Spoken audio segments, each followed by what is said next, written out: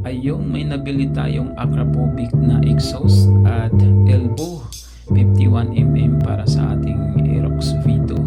Literal na plug and play lang mga paps.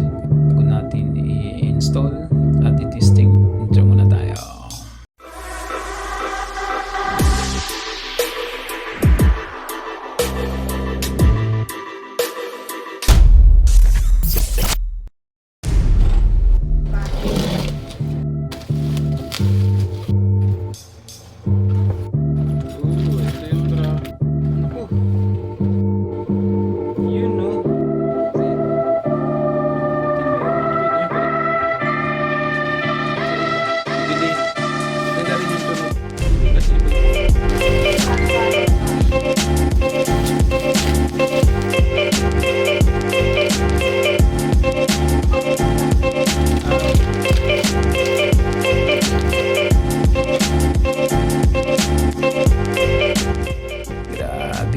Ganda ng pagka-welding.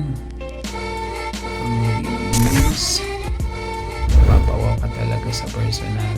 Tapos may laser siya, engrave. Na hindi ito basta-basta nabubura. Pero tingnan natin in the long run kung mabubura ba talaga siya. Napaka-kintab. So